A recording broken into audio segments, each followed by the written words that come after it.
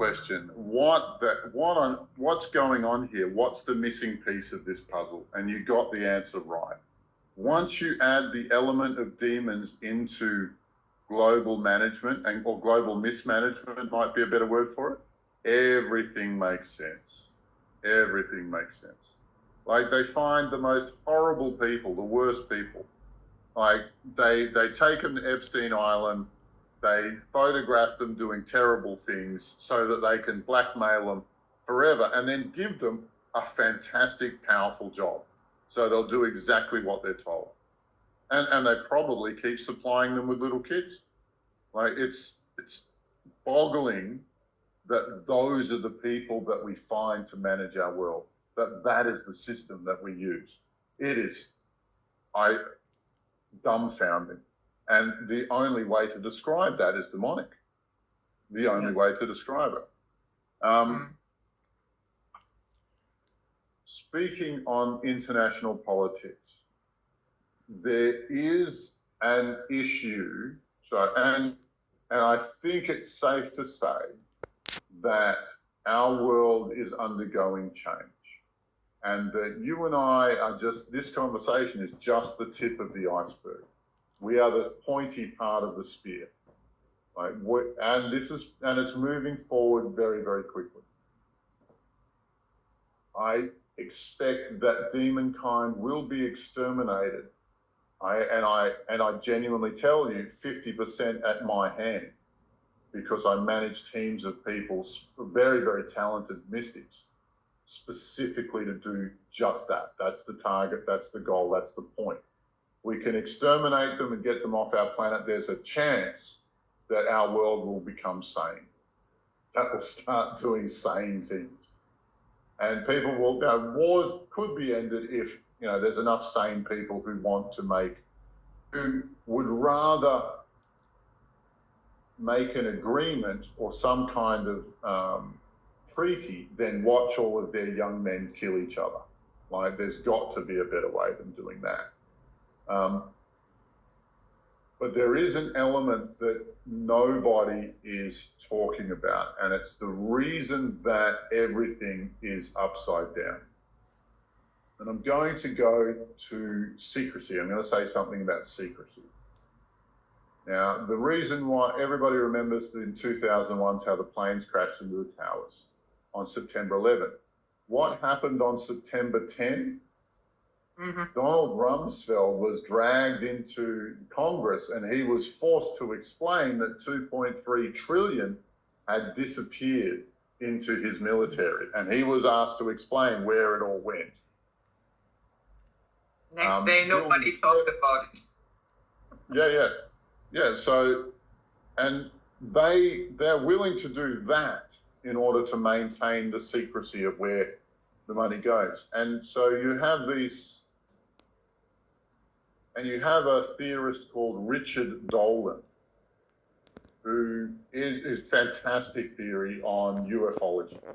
And he says there's something called a breakaway civilization, in that, like, planet Earth has undergone, almost 80 years without war.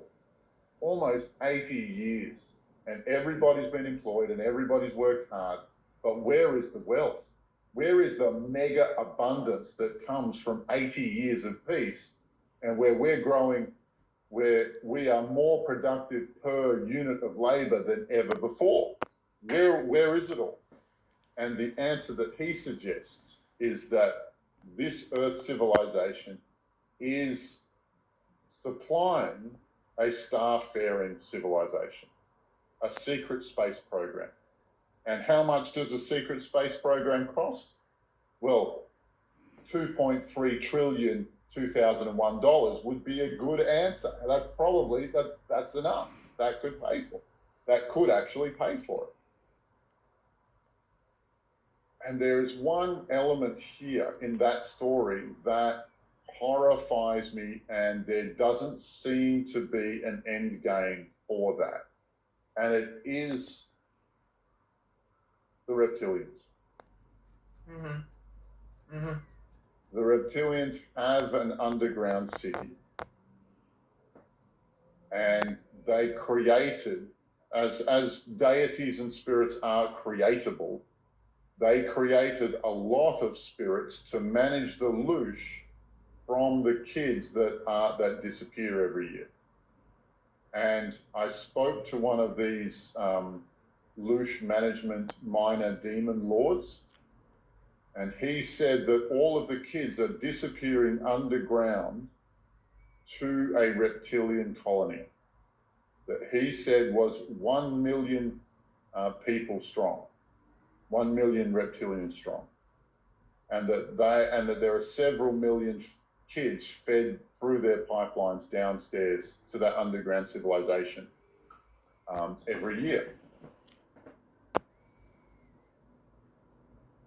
They are also a parasitic species.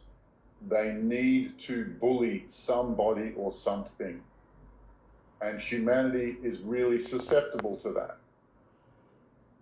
Now, there's two parts to this. One is that humanity's rulership is made of 13 families, and those 13 families are hybrids, if not fully reptilians, and they hide their identity using the technologies that they have, both spiritual organic and mechanical electronic. Mm-hmm. Okay. Yeah, I'm not surprised. Yeah. However, like, I foresee a time where humanity defeats the rulership caste of Earth, and they are pushed, and these guys are dragged out into the street and hung. That we have max executions. That the guillotine comes back. I foresee all of that in the next few years. Okay. But yeah, you could, let's say when you have the story of the Antichrist, yeah, then if that would come to fruition, then the guillotines would be for us. Yeah, look, I want you to look up something called the Line in Lion or lion? LINE, the Line. It's a prison facility that they're building in Saudi Arabia, designed to hold 500 million human beings. It's several hundred kilometers long. And you know, we've heard Agenda 21 and Agenda 2021 and Agenda 2030, where they want to maintain the human population at about 500 million. And there is something under construction in Saudi Arabia called the Line that is designed to do specifically that, where they can lock us all in jail and give us crickets to eat. And then other species can roam the planet at will. Mm-hmm. So that's the plan. That's the plan. That's the plan. However, let's get this straight. I work with several dozen other very high-end mystics. Like I'm so impressed. They're all so competent. They're all so powerful. And we gang together and we fly around and we shut down nefarious plans.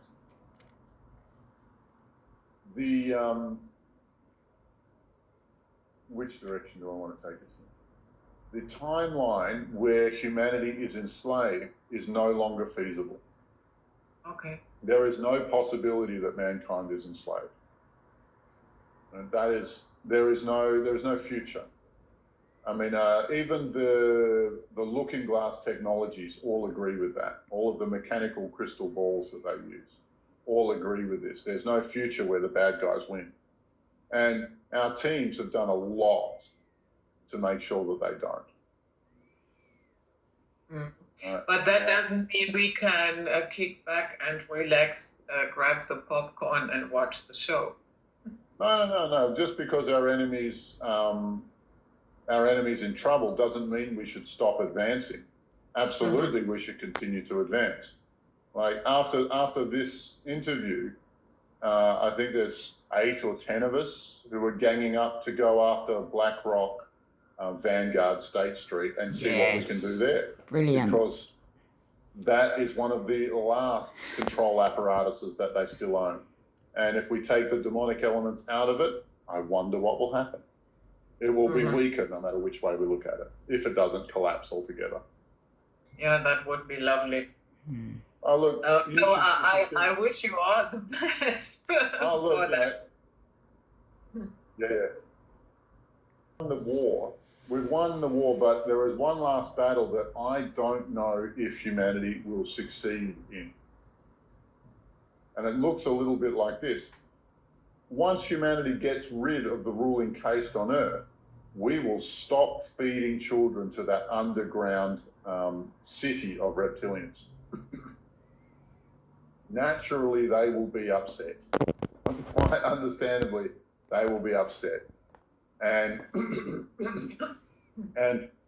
we have been sending kids down there to appease them so that they don't come up here and start causing trouble. And I imagine quite clearly that as soon as they do reach the surface, that the fighting will start immediately. I think everybody who knows what a reptilian is and owns a gun will try and use it. I think it will just happen immediately. But humanity does not have the technology to defeat them. Humanity will be destroyed in that fight unless we pull a rabbit out of the hat, and very soon. We have, I think it's 2 years to find a solution to that problem. And yeah, that would correspond.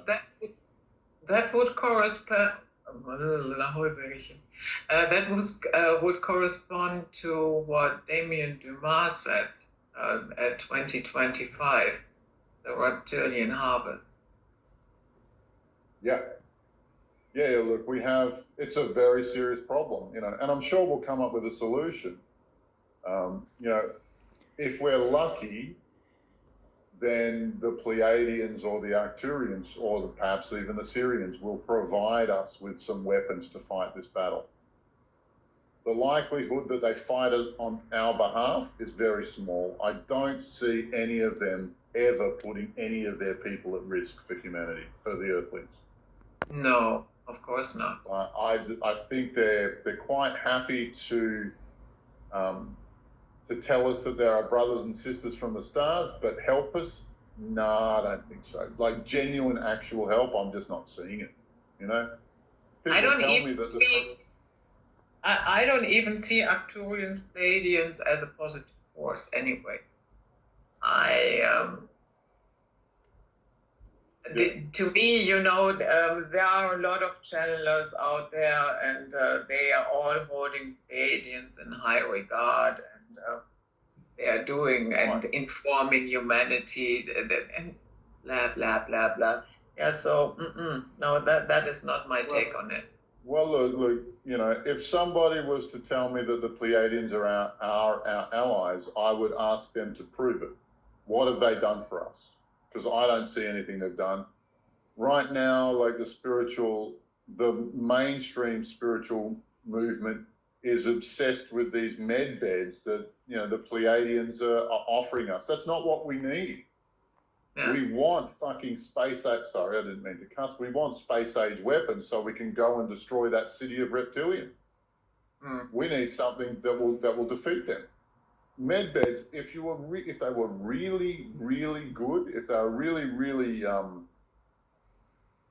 genuinely, what's the word I'm looking for, altruistic, then the plans on how to build them would be open source. Everybody could download them and build them in their shed if they've got the know-how to do it. But they're not doing that. They're dangling them like a carrot in front of a donkey and just getting us to keep stepping forward. I will even tell a story. I had one of the secret space programs, they wanted to recruit me. Of course they did. They wanted me to go to, and I entertained it because maybe there's something interesting there. The base that I was supposed to work on, right? It was a joint Earthling, Pleiadian, and Arcturian base, right? The original treaty was for a 3-species base. Once they got the permission to build a base underground, then they renegotiated, then they renegotiated, then they renegotiated, then they renegotiated. And in the end, the Pleiadians and the Arcturians get to have a base underground, and the humans are allowed on the surface to defend their base. Like, that's not helping humanity. Humanity doesn't get anything out of that. We just sold our real estate for I don't know what. What did we get out of that? Mm-hmm. So now I have to bring this in. How do you see angels? What people usually understand as angels? Have you ever encountered some? And what is your experience? Okay, so I've got one overarching story to tell in which I talk about Metatron, and Metatron is the Lord of angels and demons. Archangel Michael and Satan and Lucifer both answer to him. And I'm going to put this in context of a city. You know, the police force, the police commissioner is Archangel Michael, and the crime bosses are Lucifer and Satan. Would you want to live in that city if both of those organizations answer to the same boss? Right? Do you trust the police in that situation? Of course not. Of course you don't. Yeah. They'll and of never course, actually Metatron stop comes the with bad a cube. guys. What's that? And Metatron, of course, comes with a cube. You know, that thing. Yeah. Well, yeah, black cube technology. I actually talk about it in one of my YouTube videos, and I actually talk about the source of all evil and what we do about it. And the black cube technologies are in there. The underpinnings of the Matrix, what demon lords are all interested in. It's all in a video of mine called "The Absolute Solution to All the Craziness on Earth," and it actually talks a lot about how Ashiana Dean, what we call the mirror dimensions, and what Ashiana Dean calls the Wiesadek matrix, and how it's punched a hole in space-time to be here. It doesn't belong, and the facility at CERN actually exists to study and expand the hole in space-time that Metatron has punched around Earth. That video, it's only 45 minutes, but it explains a lot. I'm just signposting it here. But if you liked Ashiana Dean, you will love that video. Her whole theory re-explained without big fancy words like Wiesadek matrix. The guy who when evil, which is a foreign thing to our galaxy, punches through here, what is the thing that penetrates through? It is Metatron's cube, and it projects everything out of Metatron's cube. Metatron's cube is also a conduit for all of the loosh that's collected from Earth to go through here, and all of the manipulation that comes out of it. So it's the key artery that connects us to evil. Mm-hmm. And that's what Metatron's cube is. Why humanity believes that any religion will profit from connecting to Metatron absolutely baffles me. He is the arch nemesis, and he is invading hundreds of worlds in our galaxy and across many others. He is the monster that wants to eat existence. I think there's even a legend of Tiamat where he's a many-headed dragon who wants to eat reality. Yeah, I have never seen him as a positive force. It really puzzled me when a lot of people, Metatron. Yeah, okay.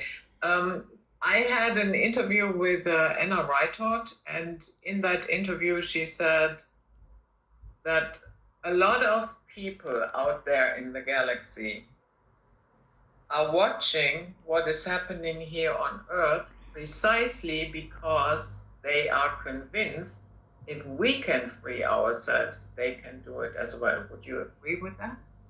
I would go a step further. All right. Okay. Human beings the human body has been manipulated by 50 different species, I'll suggest, right? And what did they do?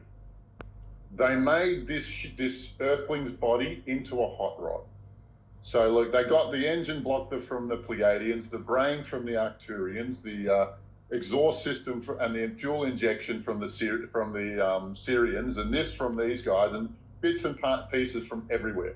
All of the highest grade genetics that are available have all been put into this body, and it works. It's all of our systems integrate, and we can breed with each other and continue that exchange.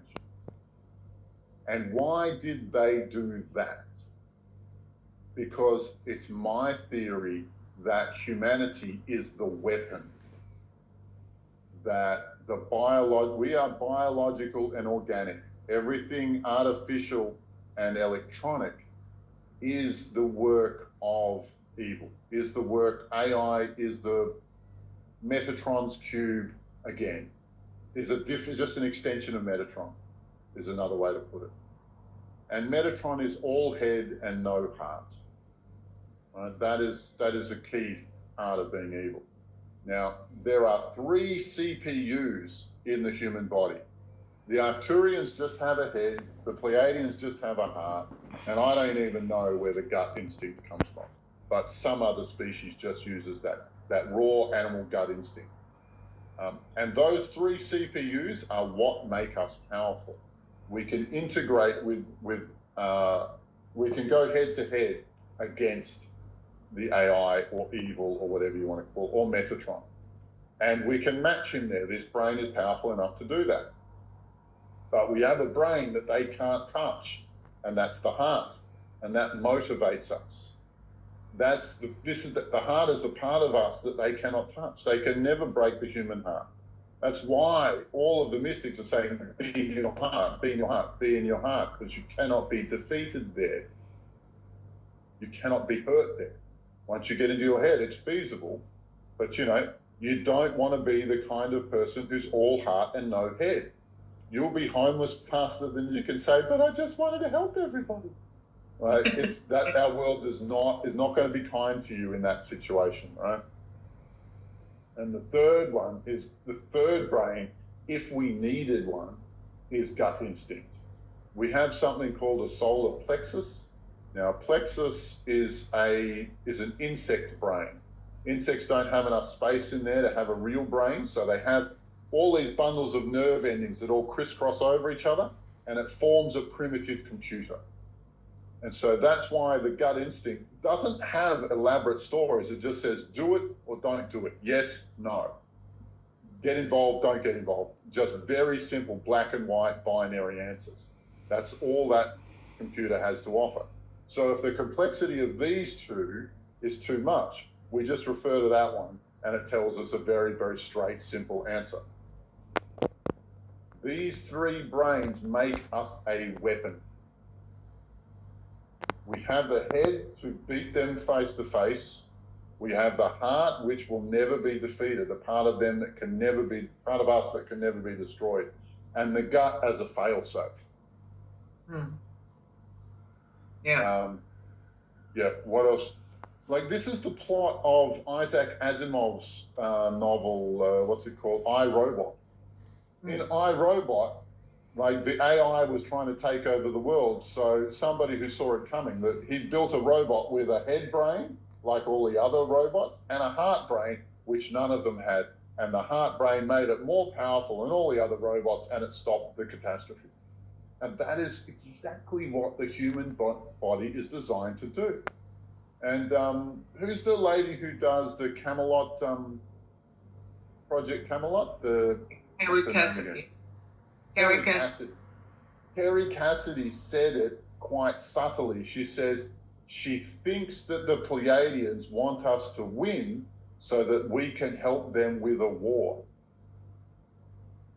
And that is exactly true. That is precisely true. And I dare you to find someone who's better researched than that lady. Like, what she doesn't know isn't worth knowing. Yeah, I see her very critical, I have to say. I stopped following her years and years ago. And when she went full on the QAnon wagon, that was chapter closed. I'm no longer Look, listening. Enough of that.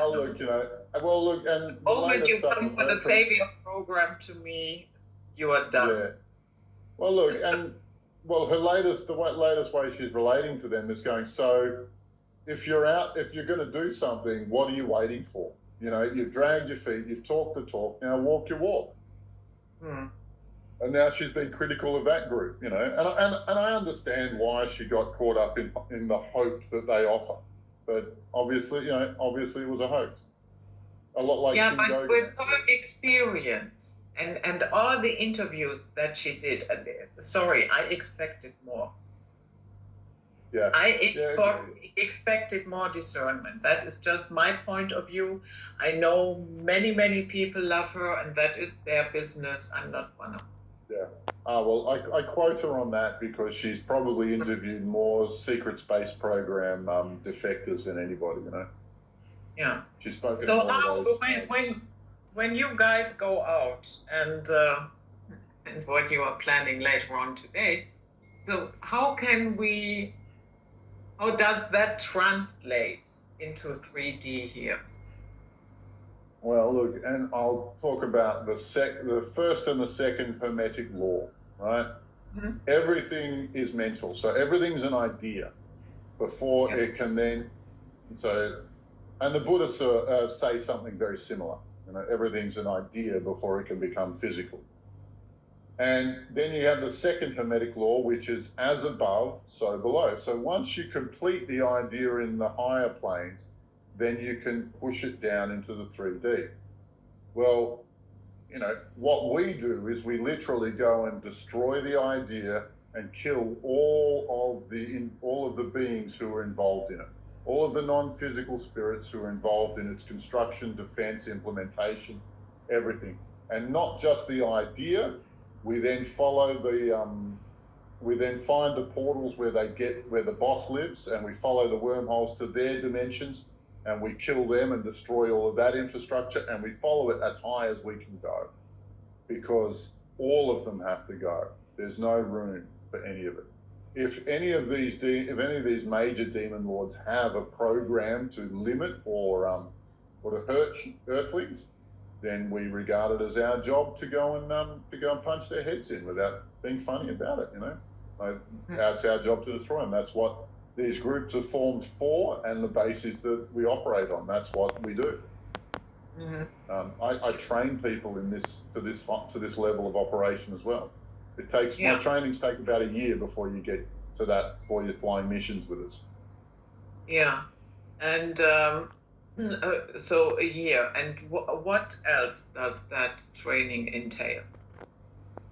I'll just teach you how to astral travel. I'll teach you what's under the hood of most of the religions. Every religion was started by a very competent astral traveler, and then and I'll show you what's in Hinduism, what's in Judaism, what's in Islam, what ancestor worship's about, like all of the different religions, and like a mechanic, I'll show you what the motor is and what's under the hood. Yeah. So where does this one lead? And then I'll show you all of the things that everybody talks about, like past life regression and soul work and dimensional structure and architecture, along with what deities of different places, introducing you to different species, demon crushing, along with, I have a list on my website because it's more than I can explain, and medical intuition's part of it as well. I can't even remember all of the things I teach because I've got at least 52 classes that I teach. Okay, so what about soul contracts? Do they exist? Is it useful to Okay. So souls are dopey people. We've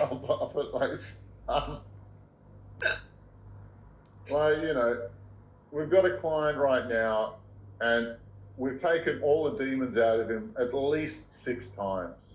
But his soul wants to explore what it would be like to be abused by dozens of demons, right? And so it's kind of like a Stockholm syndrome. Well, because he's dopey. The souls are dopey. Like they not think the way we do. They're very, very simple and innocent creatures.